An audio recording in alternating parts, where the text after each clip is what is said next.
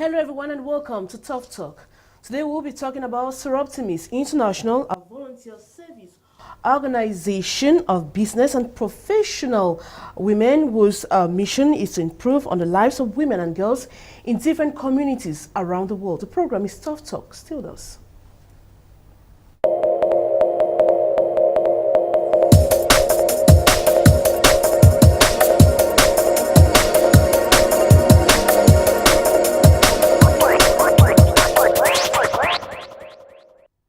Hello, if you're just joining me, the program is Tough Talk on your favorite television channel, CANAL to English. My guest on today's program is Margaret Emsley. She is the president of Soroptimist International of Great Britain and Ireland. I'm sure it's the first time you're coming to Cameroon. It is certainly the first time I'm coming to Cameroon, but I have been very warmly welcomed by everyone, and I'm really thrilled to be here. Now, what particular touch or what news have you heard as you step your feet in Cameroon? Or what particular touch about Cameroon? Of course, we've heard about the train crash, and that was reported in England too. And, you know, we understand that the road has collapsed, so more people have gone on the train and there's been an accident, and that's a great tragedy for everyone in Cameroon, of course. Normally, because an Italian priest will have so many people died in the train crash, we're talking of more than hundreds of people, hundreds of souls who are gone. Normally, how can such a situation be handled by government if it happens? Wow. In Britain? I guess that they have to put resources into supporting the victims, you know, and they have to counsel them as well, because it's not just the physical things that happen to people. You know, it's a trauma, isn't it? And they need to be counselled and have support. But also, I think we need to know that safety will improve so it won't happen again. I think that's what we would hope to happen. Yeah. All right. Now, you are the president of Soroptimist International. Now, what's it all about? Well, I think you already said that Soroptimist International is a worldwide organisation for women. And we have members in 132 countries throughout the world, and we have about 80,000 members. And actually, in 2021, we'll be celebrating 100 years of service to the world. So that's what it's all about. We're trying to make lives better for women and girls. How did it come about? Well, we were actually founded by the same man who founded Rotary International. And Rotary International was for men, and so he thought, well, maybe we should have something for women too. So he founded Soroptimist International, and it was in America where it was founded. Now, from what you're saying, you've been existing for more than 90 years in Cameroon? Well, I think it's about 28 years in Cameroon, because all the time we're trying to move to new countries, and we're trying to create new clubs. Now, what are your objectives? Our objectives are really to educate, enable and empower women and girls. That's, in a nutshell, what it's about. Now, what did you observe about women and young girls? Is it that they're not well educated? Let's talk about African countries, Cameroon in general. Now, why educating young girls? Well, first of all, they're 50% of the population or thereabouts, so we have to make sure they have equal opportunities and that we give those women the opportunities they deserve. And we know that women are just as capable as men of doing everything. But often women are the people that are disadvantaged. You know, if not necessarily just in Cameroon, but if a girl, you know, if a parent only has so much money, they're probably going to educate the boy. They're not going to educate the girl. And in lots of countries, developing countries, the girls maybe have to go and carry water. So they're taken away from their education. And then maybe when they go to school, there's no toilets for them to go to.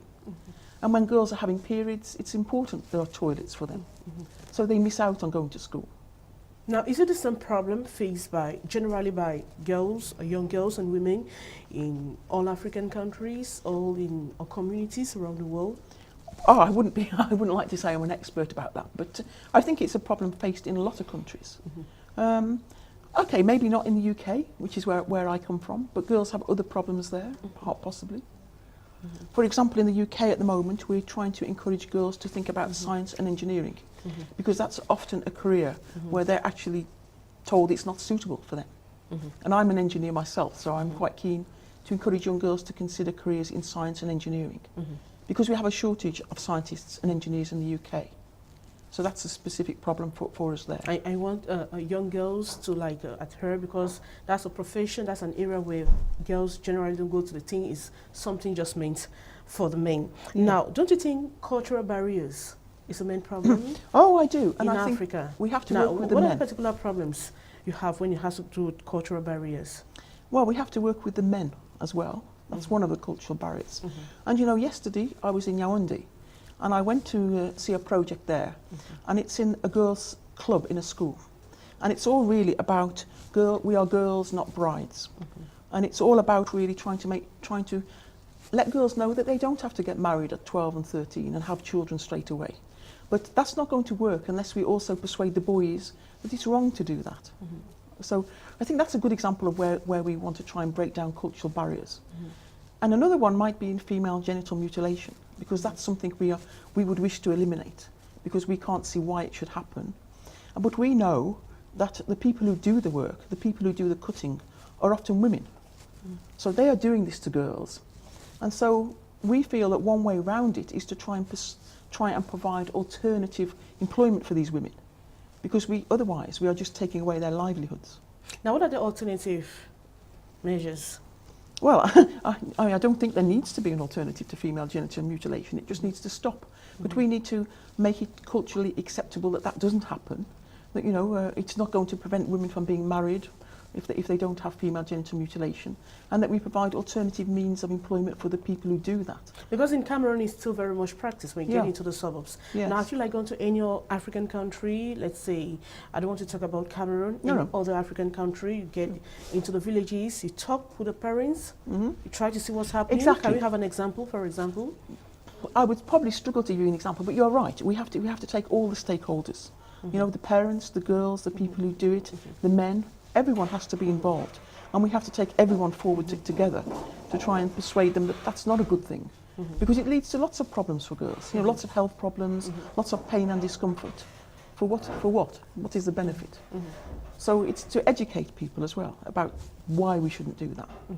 I feel. Now, why is it that in the 21st century, the girl child or women are still very much exposed to all sort of stigmatization, discrimination? Why do we still have such problems in the 21st century? Well, I guess it's because men are in charge for the most part. So in a way, I think it's important, we need to, as I said before, we have to take the men with us. We have to persuade them that women, you know, they can make a big contribution. We have parliamentarians who are women? Sure, yeah. Do you think they're doing the job? Oh yeah, I think they are. But we need more of them, of course. We need more of them. And that is in the UK too. You know, in the UK too, we have quite a low percentage of women who are in Parliament, but we now have another woman Prime Minister. So I think that might help things.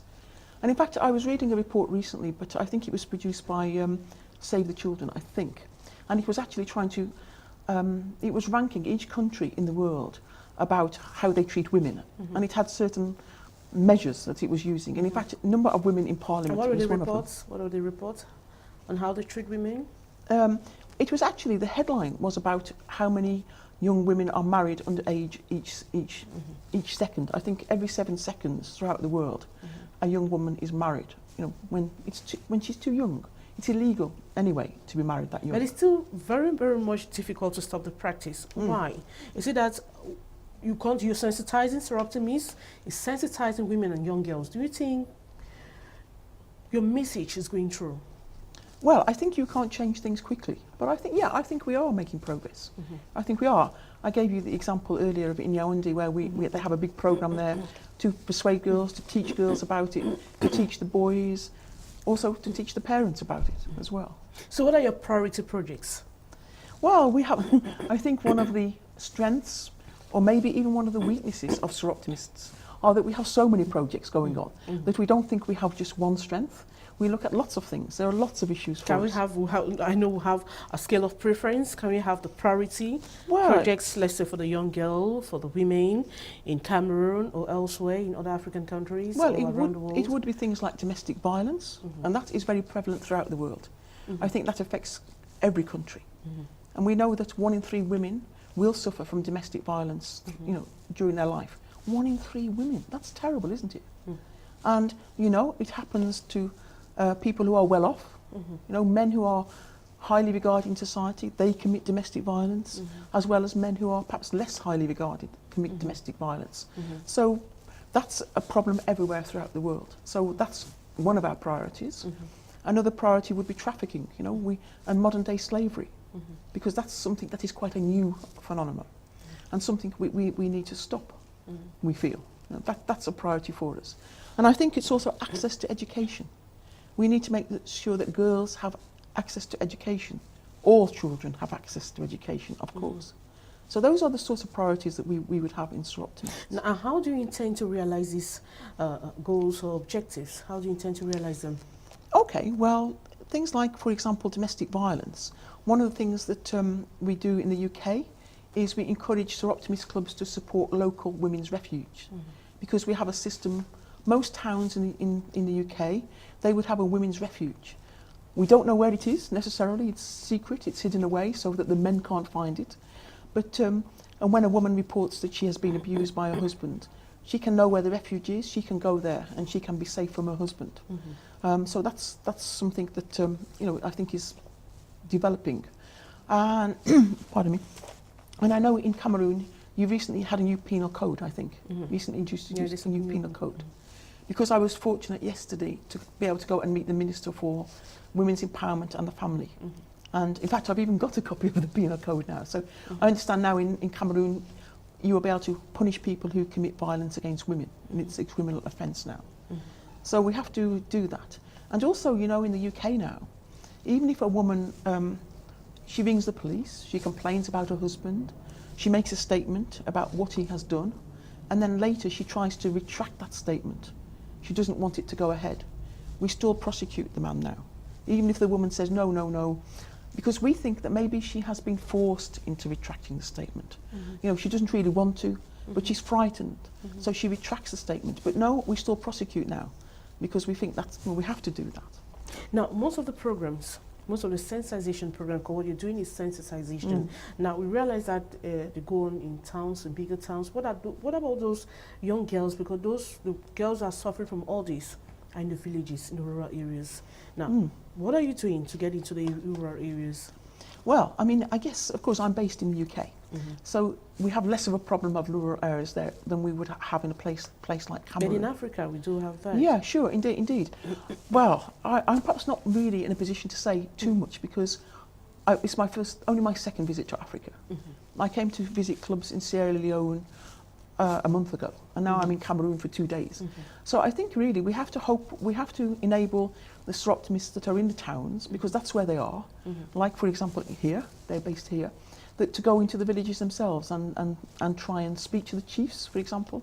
I know that's quite important, because in Sierra Leone there was a big project in the Kori chiefdom, and for that they've had to get buy-in from the chief. You know, and that's about female genital mutilation, and it's about educating women, it's about providing alternative employment for them working on farms. So we have to get buy-in from the chiefs there. Does it mean that you rely more on focal points? You have focal points all around the world? We have focal points wherever there are clubs, and one of the things that we're always trying to do is set up new clubs. We want new clubs in as many areas as we can, so that we can, you know, get this message to everybody.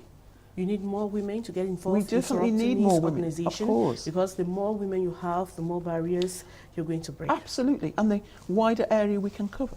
So it's really important that we try and get more Soroptimists. All right, now that you're in Cameroon, what's the message to government? What's the message to government? I think it's really... What do you want to tell government? Because I know you want to advocate for something. We do. Now this time around, yeah. What are you telling government? Advocacy is a big issue for us. We are big advocates. I guess if we had to pick one issue, we would probably pick the early marriage here. And we would actually tell the government to punish the perpetrators. I think that would probably be it, you know, that the perpetrators have to be punished. Because people rape young girls, yeah. They get into prison, yeah. The next, let's say in 2 months' time, you see that same person out committing the same crime. Okay. Nobody's doing anything about it. No. Well, if they continue to perpetrate the same crime, they have to be more severely punished. That's a normal system, isn't it, really? If you keep doing it, you have to be more severely punished. And maybe also, of course, punishment, the perpetrator has to be educated about the wrongs as well.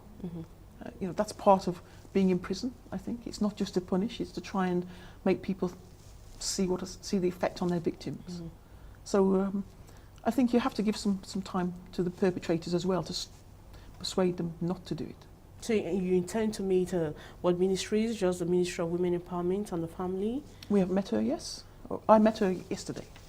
you intend to meet other ministries that are directly concerned with women and young girls, like the ministry, because we have other ministries like the Ministry of Education, like secondary education, we have basic education, because we have young girls going to school. Oh, of course.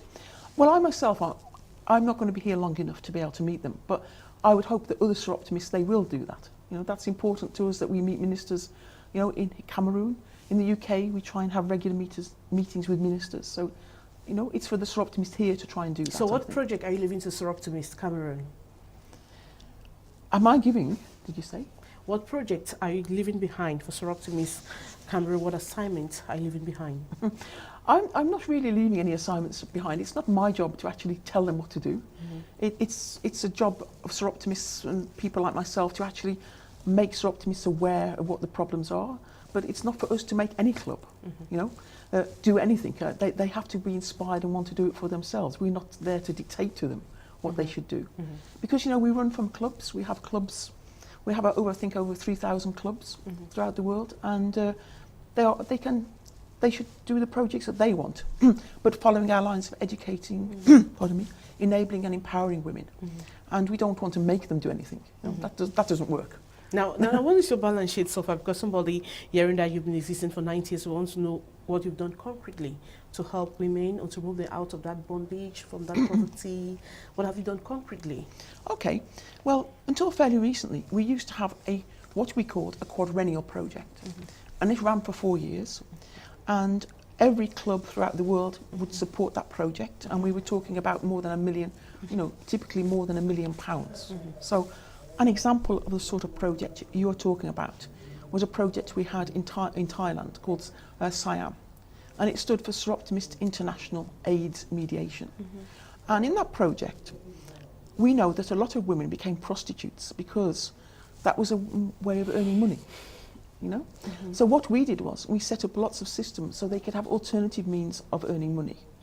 Things that were suitable for them. It might be making clothes, it might be keeping bees, it might be beauty therapy, these sorts of things. So we provided lots and lots of training so that women didn't need to become prostitutes and they could find alternative means of earning money. But at the same time, we also were trying to educate men about using condoms so that that was better for prostitutes too. So that would be an example of a project that we ran.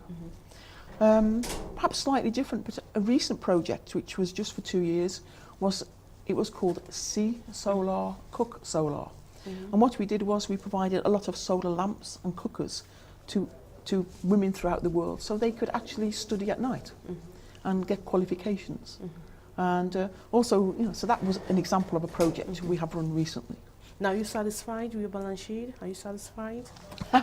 We can always raise more money, of course. Of course, we can always raise more money. But yeah, I think we're satisfied. We're not really about raising money. We're about giving service. But money is helpful, you know. If we have money, we can do lots of things with it, I think. But we're more about giving service than raising money. Now, what's your message to Cameroonian women and young girls out there? Well, I think to young girls, it's to actually work hard and dream big, and you can do what you want to do in life, you know. Not just be restricted by what you see, but work hard and dream big to girls, you know. And to women, to know that they're equal to men and they can also be empowered, you know, to do what they want to do as well. Is it the same message you're carrying to other African countries? Of course. Are you on the same level of achievement of projects with other African countries? Or we have Cameroon is more advanced than other African countries? Is it the same? Of course, and we don't have Soroptimist clubs in every African country. Are you intend to get to those countries? We do. In fact, we're hoping to form an African federation shortly. Because it's a bit of an odd situation, isn't it really, that Soroptimist International of Cameroon, it belongs to Great Britain and Ireland. It's a bit odd, really. And that's because we are divided into 4 throughout the world. And Great Britain and Ireland is one of 4 federations, but it includes 29 countries. And we have several clubs in Africa. We have clubs in quite a few countries in Africa, but not every country, of course. And mostly they are ex-British colonies where Britain has been before. But we would like clubs in every country in Africa, in every country in the world. And it would be much better for Africa if they were their own federation. They didn't belong to Great Britain and Ireland. They would feel empowered more, I feel. Now, your goal is that you want women to fight for themselves, Yeah. to be self-employed. Yes. I mean, not to depend really on the men, Yeah. to fight for their destiny. Yeah, that's what right. you're out for. To be educated, to be If be you're economically able to support themselves, Mm-hmm. to do what they want to do. But of course, family life is important too. I'm not suggesting they don't get married and have children. Now, our guest on today's program was Margaret Emsley. She is the president of Soroptimist International of Great Britain and Ireland. I want to thank you for honoring our invitation. Thank you very much. And to you out there, we'll thank you for watching. Take another rendezvous same time next week. Goodbye. Wow, that was 26 minutes?